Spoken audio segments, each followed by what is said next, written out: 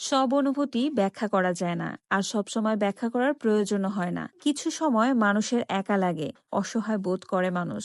সবকিছু থাকা সত্ত্বেও শূন্য মনে হয়, এমন অনুভূতি বোঝানো যায় না, কারণ যার বোঝার ক্ষমতা নেই তার কাছে ব্যাখ্যা করেও কোনো লাভ হয় না। মানুষ চায় তার অনুভূতি কেউ অনুভব করুক, কিন্তু যখন সেটা হয় না তখন মানুষ নীরবতায় নিজেকে গুটিয়ে ফেলে। আর এই নীরবতার ভাষা পৃথিবীর সব থেকে কঠিন ভাষা, যেটা কিনা সবাই বুঝতে পারে না। আসসালামু আলাইকুম, কেমন আছেন আপনারা সবাই? আমি আলহামদুলিল্লাহ ভালো আছি। আশা করছি আপনারা যে যেখান থেকে আমার আজকের ব্লগটি দেখছেন সবাই অনেক ভালো আছেন এবং সুস্থ আছেন। সকালবেলা ঘুম থেকে উঠেই ডিম পোচ, কলা, পরোটা এগুলো দিয়েই ব্রেকফাস্ট করেছি, সাথে চাও ছিল।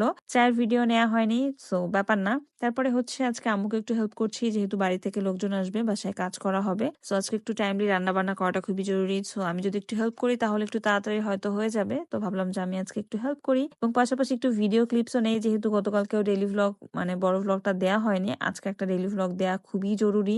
আসলে বড় ভ্লগে কি বলবো কি করব এগুলো ভাবতে ভাবতেই আলসেমি লাগে, এই জন্যই বড় ভ্লগ গুলো দিতে খুবই আলসেমি লাগে, মাঝে মাঝে স্কিপ হয়ে যায়। তো যাই হোক, আমি এই মিষ্টি কুমড়া কাটছিলাম এবং মিষ্টি কুমড়াটা আমি প্রথমে টুকরা টুকরা করে তারপরে ছোলাটা ছিলিয়ে ফেলি। আদারওয়াইজ মিষ্টি কুমড়ার শরীরে অনেক ভাঁজ থাকে, আমি সুন্দর করে ছিলাতে পারি না। মাঝে মধ্যে আবার হাতও কেটে যায় এই মিষ্টি কুমড়া ছিলাতে গিয়ে। তো এই জন্য আজকে যেটা করেছি, প্রথমে টুকরা টুকরা করে তারপরে ছোলাটা ছিলিয়েছি। আমার মতো কে কে আছেন যে এভাবে মিষ্টি কুমড়া কাটেন, তারা অবশ্যই কমেন্টে জানাতে ভুলবেন না। আমি খুবই অন্যরকম অদ্ভুত উপায়ে মিষ্টি কুমড়া কাটি, যেটা দেখে সবাই হাসাহাসি করছিল। সো ব্যাপার না, আমি যেভাবে পারি সেভাবেই তো করবো, তাই না? তো এভাবেই সহজ হয় মিষ্টি কুমড়া কাটাটা, আদারওয়াইজ অনেক লেট হয়ে যায়। আর মিষ্টি কুমড়া কাটতে গিয়ে আমার আগে অনেকবার হাত কেটেছে, সো এই জন্য আমি এই পদ্ধতিতেই কাটার চেষ্টা করি। বাই দ্য ওয়ে, আপনারা কে কে মিষ্টি কুমড়ার ছোলা ভর্তা খেয়েছেন তারা অবশ্যই কমেন্টসে জানাতে ভুলবেন না। মিষ্টি কুমড়ার ছোলা ভর্তাটা কিন্তু ভীষণ রকমের মজা হয়। তারপরে পাতাকপি নিয়েছিলাম, বাট দেখলাম পাতাকপির মধ্যে পোকা ছিল। সো সেজন্য যেটা করলাম, পাতাকপিটাকে প্রথমে ধুয়ে তারপরে কুচি কুচি করেছি এটা, আর প্রথমে কেটে তারপরে ধুইনি।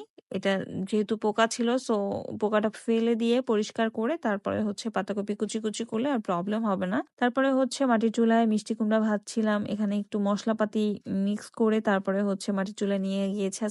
আজকে যেহেতু অনেক রান্না বান্না হবে অনেক মানুষের, সো এই জন্যই মাটির চুলায় রান্না করতে বসেছে। এবং মাটির চুলায় রান্না করতে আমার ভীষণ ভালো লাগে। মাটির চুলায় যে একটা স্মেল আসে রান্না করতে গেলে, বা খাবারটা অনেক সুস্বাদু হয়, যেটা খেতে আসলে খুবই ভালো লাগে। তো এই জন্য আজকে একটু এভাবেই হেল্প করছিলাম। মিষ্টি কুমড়া রান্না করা হবে, পাতাকপি ভাজি করা হবে, ডাল রান্না হয়ে গিয়েছে অলরেডি, সাথে মাছ ছিল, এরকম টুকটাক অনেক কিছুই রান্না করা হবে। সব ভিডিও ক্লিপস নেওয়া হয়নি। সো যাই হোক, আজকে আমি এখানেই বিদায় নিচ্ছি। সবাই ভালো থাকবেন, সুস্থ থাকবেন এবং আমাদের জন্য অনেক অনেক দোয়া করবেন।